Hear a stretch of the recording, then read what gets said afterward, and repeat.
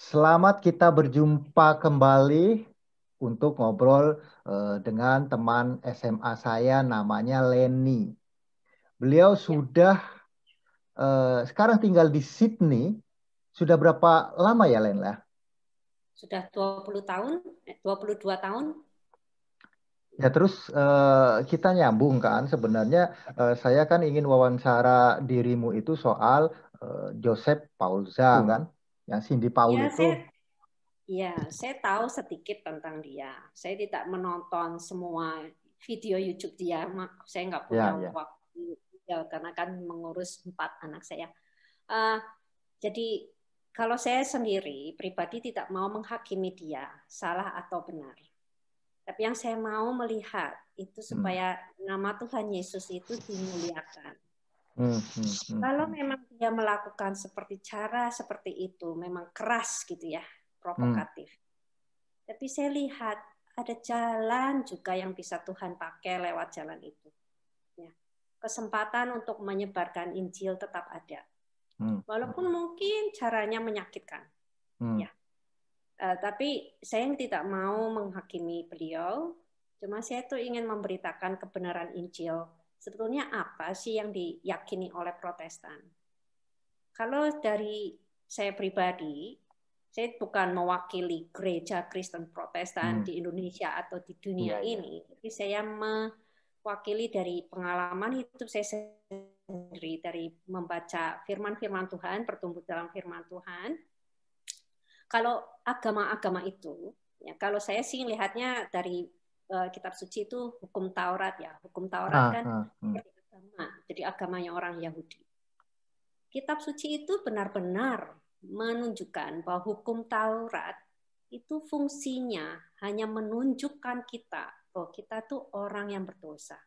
Hmm. Karena dari hukum Taurat itu kita tuh sadar kita tuh tidak bisa memenuhi semua standar yang dituntut oleh hukum Taurat.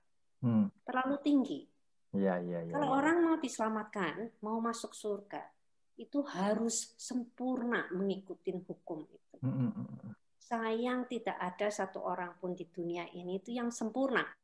Itu pun disebut di dalam kitab suci. Hmm. Kita tidak ada satupun orang yang sempurna. Jadi agama itu cuma menuntun orang. Kalau orang itu disadarkan supaya orang itu lihat, oh mereka orang berdosa. Mereka tuh butuh jalan lain Hmm. untuk Hmm. diselamatkan. Hmm. Nah Tuhan tuh kasih jalan lain itu, bahwa Tuhan itu kirim anaknya yang tunggal untuk mati bagi dosa-dosa kita. Barang siapa yang percaya cara itu, Hmm. dia akan diampuni dan akan beroleh hidup yang kekal. Ya, ini saya mau tanya sedikit. Tadi kan dibilang bahwa Taurat itu kan. Sementara setahu saya nggak ngerti ini masalah kekristenan nih. Itu kan ada kitab suci Perjanjian Lama dan Perjanjian Baru. Sementara Taurat itu kan Perjanjian Lama dong ya. Jadi Ya, bagaimana dari itu. kaum Protestan atau ya katakanlah dirimu itu memandang kitab Perjanjian Baru ini? Jadi perjanjian lama itu uh, lebih melihat ke janji-janji Allah kepada Abraham. Dari situ Tuhan tuh sudah merencanakan dari awal, bahkan dari kisah kitab Kejadian itu Tuhan telah merencanakan dari awal bahwa suatu saat akan datang juru selamat. Jadi selama perjanjian lama itu terjadi banyak nubuat-nubuat tentang Kristus yang akan hadir. Jadi perjanjian lama itu cuma dikasih hints, cuma sedikit. Ini loh nanti ada yang muncul nanti tandanya ini, tandanya itu, tandanya ini. Nah itu nyambung sebetulnya ke perjanjian baru. Karena semua nubuat itu dipenuhi di dalam diri Yesus. Tapi berarti perjanjian lama dan perjanjian baru itu disebut Taurat atau yang disebut Taurat itu perjanjian lama aja itu? Yang disebut Taurat lebih ke hukum-hukum di dalam perjanjian lama. Lama ya? Ya, jadi kalau di orang Yahudi mereka tidak mempunyai perjanjian baru. Jadi sebetulnya kalau saya mau lihat, saya nggak mau lihat kekristenan itu sebagai agama. Kekristenan itu lebih bagaimana kita percaya itu Yesus satu-satunya jalan untuk menuju ke surga. Iya, iya, iya. Itu kalau di Kristen sendiri atau Protestan, itu bagaimana melihat hukum tentang pemakaian jilbab gitu? Bukankah Bunda Maria sendiri juga memakai jilbab kan?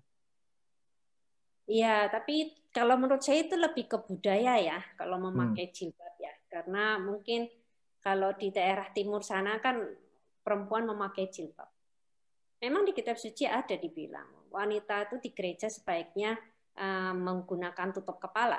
Tapi ada yang mengatakan sebetulnya lebih ke rambut, ya rambut. Maksudnya kita harus menunjukkan ya kita wanita gitu ya, hmm.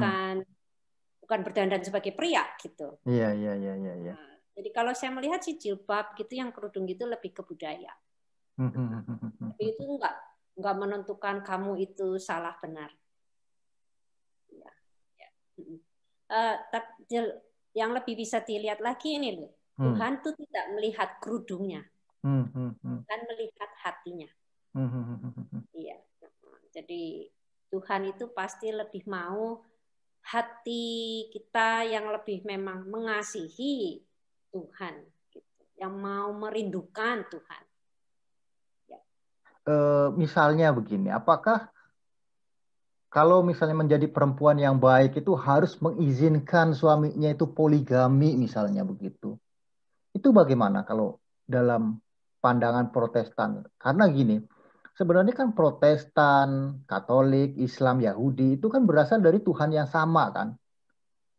Allah yang sama walaupun mungkin bisa dibilang keimanannya itu beda-beda, tapi kan sejarahnya harus sama, gitu kan? Ya, sayang ditafsirkannya berbeda ya. Disafirkan yang berbeda-beda itu. Nah, itu Ya. bagaimana kalau eh, pernikahan dalam Protestan itu? Pernikahan dalam Protestan itu sesuatu hal yang suci, yang telah Hmm, disatukan oleh Tuhan, hmm, yang tidak boleh dipisahkan oleh apapun kecuali maut. hmm, hmm, Ya. Jadi, dan di dalam pernikahan itu harus ada proses pengampunan juga, saling pengampunan antara suami istri. hmm, hmm, Boleh dibilang perkawinan yang langgeng di hmm, Kristen. Itu bukan berarti tidak ada pertengkaran hmm, sebelumnya. hmm, Pasti ada, tapi bagaimana suami istri itu mau saling mengampuni satu sama lain. Ya, seperti kita sudah tahu Tuhan tuh mengampuni kita akan semua dosa kita yang jauh lebih besar daripada dosa pasangan kita kepada kita.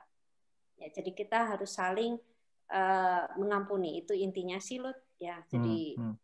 uh, Terus kalau misalnya yang poligami itu bagaimana pendapatmu itu loh? kalau menurutku ya poligami, Hmm, sebetulnya kayak di kitab suci ada ya hmm. Abraham punya 2 istri, Punya ya. 2 istri ya. Hmm. Terus Jacob punya 2 istri, Leah dan Rachel, Rebecca, Rachel ya. Terus habis itu mereka masih punya lagi apa sih? budak-budaknya itu ya. Ya. Tapi kan mereka tidak menceraikan ya.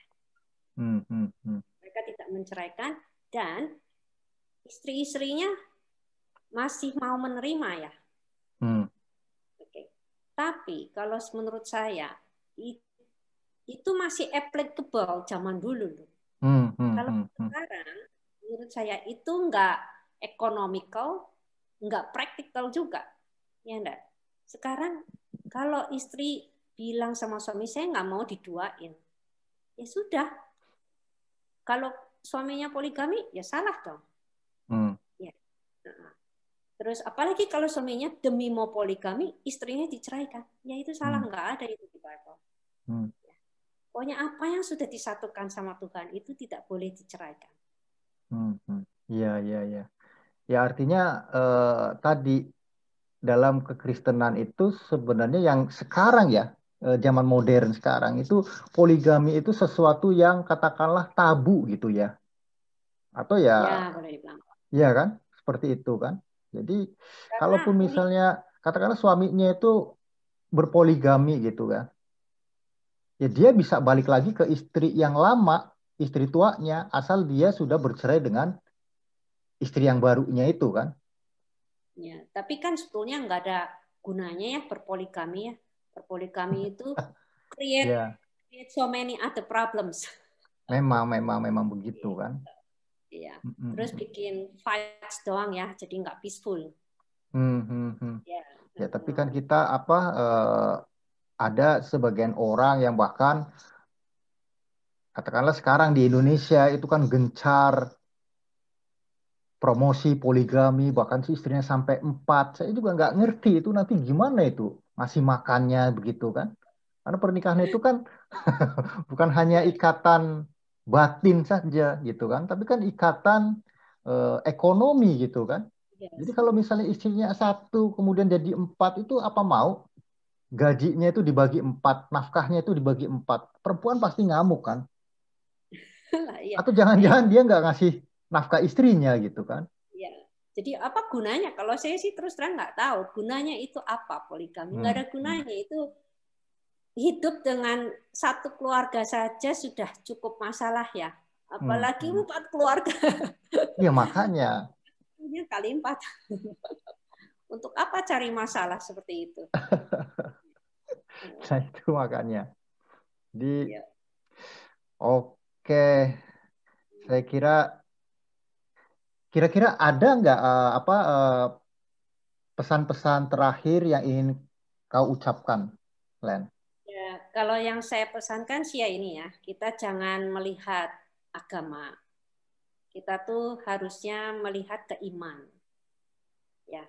Jadi kalau agama itu sebetulnya kalau saya lihat cuma berfungsi untuk menunjukkan orang bahwa kalau orang itu orang yang berdosa. Tidak ada satu orang pun yang bisa memenuhi standar Tuhan. Nah, dengan situ Tuhan tuh kasih jalan supaya kita bisa diselamatkan itu cuma melalui anaknya yang tunggal. Itu saja sih. Karena cuma melalui pengampunan dosa saja orang tuh dosanya hilang.